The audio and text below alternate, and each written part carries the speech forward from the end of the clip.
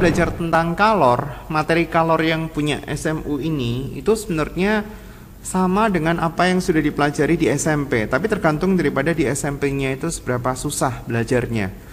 Tetapi nggak ada materi baru yang diajarkan di SMU selain daripada yang di SMP. Jadi kita lihat dulu kalor itu isinya apa.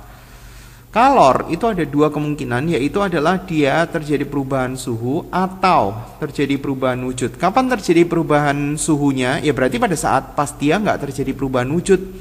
Dia terjadi perubahan wujud pada saat di titik didihnya dia. Titik didih itu peristiwa perubahan dari cair menjadi gas berapa derajat Celcius.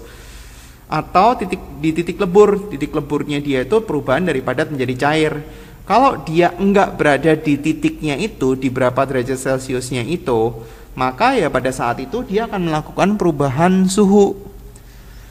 Titik di mana dia itu di bawah titik lebur, bentuk benda itu pasti dalam bentuk padat. Antara titik lebur dan titik didih, benda itu pasti dalam bentuk cair. Di atas titik didih, bentuknya itu pasti bentuknya gas. Pada saat tidak berada di titik lebur atau titik didih, maka terjadi perubahan suhu dan kita menggunakan formula ini, Q sama dengan MC delta T. Q itu adalah banyaknya kalor yang dilepas atau diterima, M itu masanya, C itu adalah kalor jenis. Kalor jenis itu biasanya buat larutannya dia, bukan buat larutan, buat cairan atau buat zat padatnya.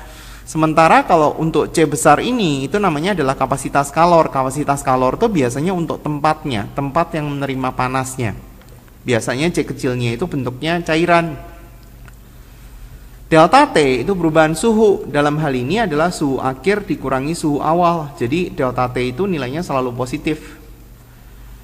C besarnya berarti sama dengan M kali C kecil. Di mana C kecilnya untuk C air itu mesti dihafalin ya, karena seringkali di dalam soal-soalnya itu nggak dimasukin nilainya adalah 1 kalori per gram derajat Celcius atau 4,2 joule per gram derajat Celcius. Jadi kalau misalkan kita ngafalin angka sekalian sama satuannya ya.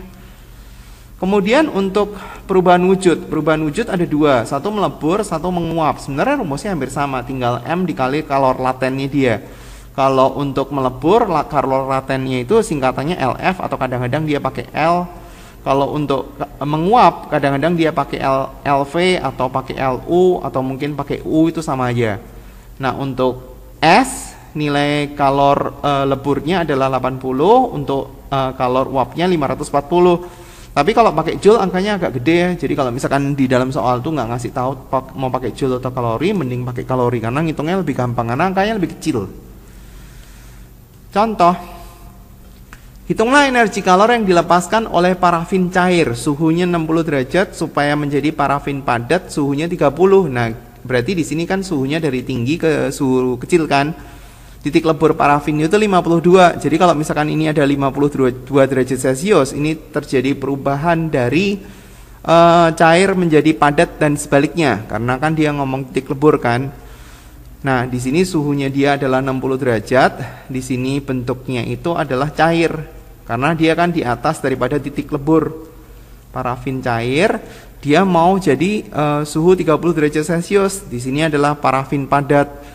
Berarti kalau misalkan dari 60 mau ke 30, kita nggak bisa langsung loncat gini melakukan perubahan suhu, nggak bisa. Karena pada saat 52 itu terjadi perubahan wujud, jadi yang harus kita lakukan adalah parafin cair ini suhunya turun dulu sampai 52, terus kemudian dia mengalami perubahan wujud. Jadi di sini ini adalah parafin cair. Terus kemudian di sini terjadi perubahan wujud dulu menjadi parafin padat. Kemudian baru parafin padatnya itu suhunya bisa turun. Nah, berarti dia ada step, ada tahapannya. Ini ada Q1-nya, katakanlah ini ada Q2-nya, ini adalah Q3-nya. Berarti kalau kita ngitung Q1, berarti M dikali sama C kali delta T, karena itu perubahan suhu kan. C-nya ini adalah C daripada parafin cair dikali sama delta T. Masanya ada kan 45 gram. C-nya parafin cair ada enggak? C itu kalor jenis.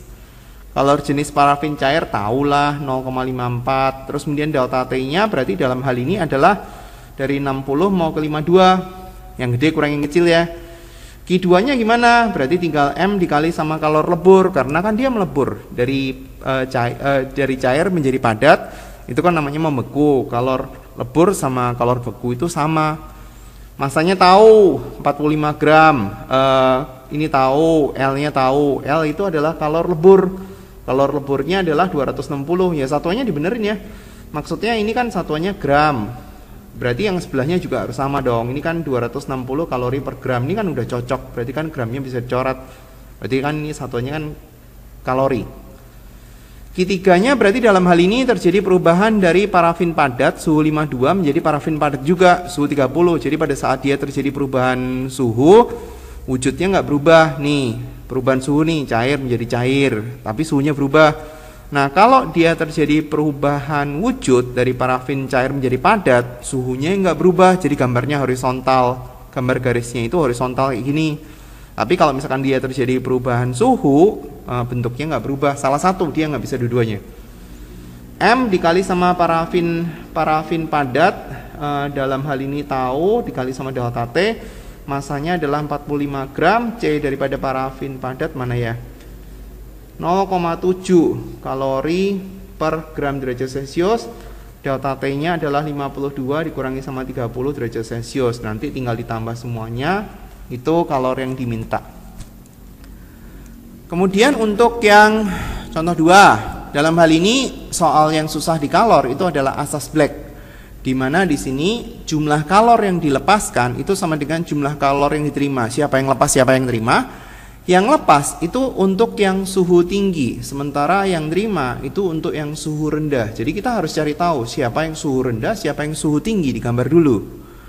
Di sini ada air dicampur sama air suhunya 50 dicampur sama 100. Terus kemudian dicampurin sama es suhunya 0. Ya sudah, gambar. Ini 0 derajat, terus kemudian di sini ada suhu 50, terus kemudian di sini ada suhu 100, terus kemudian ada lagi ngomong suhu 45. Suhu 45 itu adalah suhu akhir.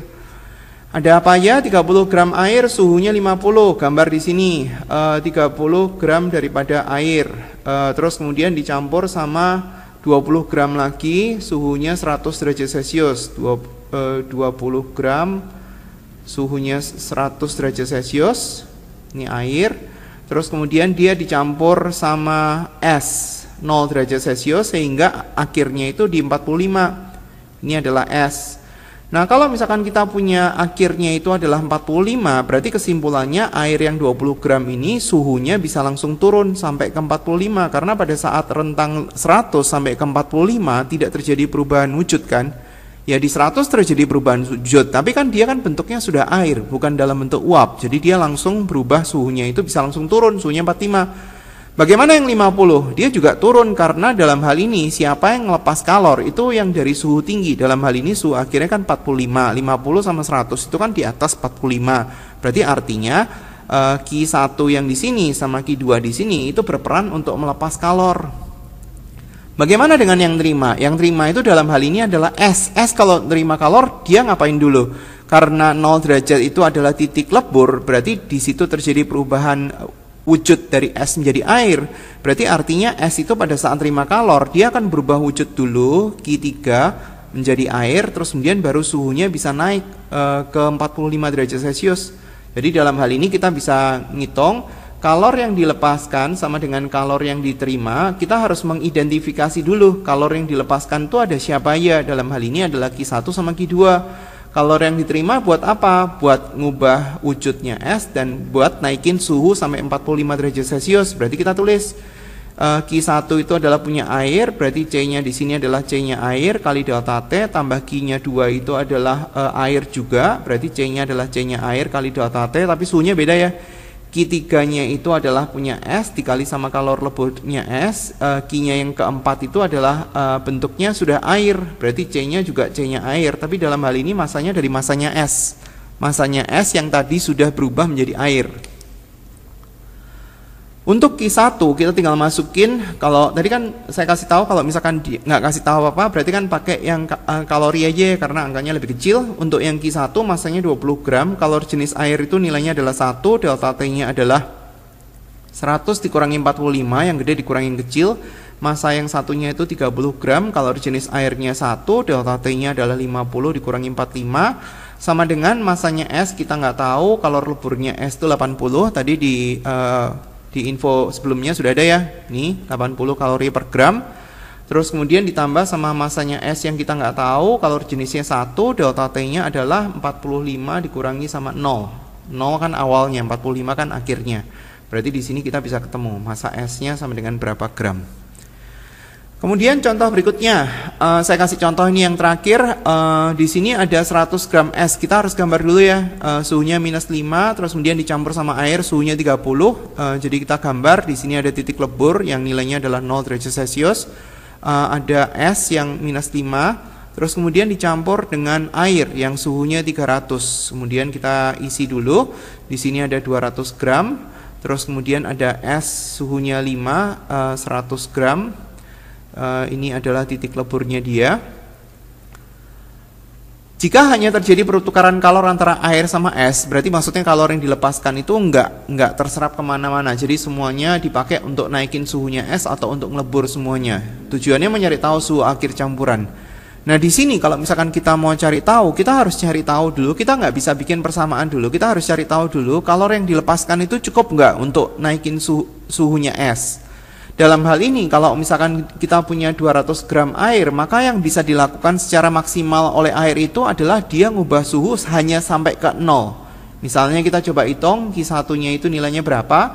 Berarti dalam hal ini adalah M dikali sama C-nya air kali sama delta T. Masanya tahu 200, kalori jenisnya 1, delta T-nya 30 derajat Celcius. Berarti kita bisa menghitung, ini nilainya adalah 6000 kalori. Nah kemudian kalau misalkan kalori itu sudah diterima oleh es, apa yang es itu lakukan? Dalam hal ini es ini akan melakukan perubahan suhu. Kenapa gitu? Karena perubahan wujudnya itu baru terjadi di suhu 0 derajat Celcius. Air baru akan berubah menjadi es dan sebaliknya pada saat suhu itu. Jadi pada saat dia terima kalor pertama kali, maka yang dilakukan oleh dia itu adalah ngubah suhunya dia. Coba kita lihat, misalnya ini adalah Q2. Saya hitung di bawah ya, Q2 itu sama dengan M dikali sama kalor lebur. M-nya itu 100 gram dikali sama kalor, bukan kalor lebur, salah nulisnya di sini. M kali kalor jenisnya S dikali sama delta T. M-nya itu 100, kalor jenisnya S itu separuh daripada kalor jenis air. Dikali sama delta T-nya 5. Berarti kalau misalkan kita coret 50 dikali 5, 250 kalori. Jadi cukup nggak? Kalori yang dibutuhkan untuk ngubah suhunya es 250, sementara kalori yang dikasih 6000. Berarti masih cukup dong. Berarti es bisa melakukan proses berikutnya kan. Nah sekarang kalau misalkan kita lihat untuk proses berikutnya, apa yang dilakukan oleh es? Es itu kalau dia kalornya masih cukup, maka es itu akan berubah menjadi air. Jadi dalam hal ini katakanlah ini adalah Q3, kita tulisin Q sama dengan M kali L. M-nya itu 100 gram, L-nya itu adalah 80. Terus kemudian kita hitung dapatnya adalah 8000 kalori. Jadi gimana? Yang dikasih 6000 untuk 250 berarti proses ini sudah terlaksana. Tapi ini butuhnya 8000, berarti nggak cukup kan ya? Jadi dari angka ini 6000 sama ini totalnya itu adalah 8250. Kesimpulannya kalori yang dikasih oleh air itu nggak cukup. Kalau kalori yang dikasih air nggak cukup, berarti bagaimana? Apa yang terjadi? 250-nya ini sudah terlaksana belum? Sudah, S-nya itu sudah berubah menjadi 0 derajat. Tapi nggak semua es itu berubah menjadi air, karena kalori yang dikasih itu sisanya tinggal 6000 dikurangi 250. Kalor sisa untuk melebur itu berarti adalah sebanyak 6000 dikurangi 250. Karena 250 kan sudah terjadi. Jadi 5750 untuk melebur. Sementara untuk melebur semuanya butuh 8000. Berarti bagaimana dengan pertanyaan yang nomor A? Pertanyaan yang nomor A ya berarti suhunya adalah 0 derajat Celcius. Kenapa gitu? Ya karena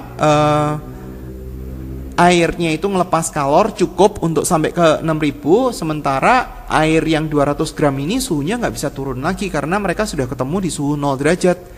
0 derajatnya es itu dari min 5 jadi ke 0 itu sudah pasti terlaksana. Jadi mereka ketemunya di situ. Cuma kesimpulannya ada sebagian es yang tidak melebur. Nah sekarang bagaimana cara ngitung yang B? 5750 itu tinggal M kali kalor jenisnya es. M-nya ini kita nggak tahu, bukan 100. Jadi M-nya ini kita cari, ini 80, 5750 kalori. Berarti M-nya kita ketemu 5750 dibagi sama 80, hasilnya adalah 575 dibagi 8. 575 dibagi 8 hasilnya adalah 71,875. 875 gram Ini adalah yang melebur. Jadi ada yang dia itu masih dalam bentuk es, yaitu adalah 100 gram, karena semuanya adalah 100 gram dikurangi 71,875 gram. Karena dia tanya yang melebur, berarti jawabannya adalah 71,875. Oke, sekarang tinggal latihan ya.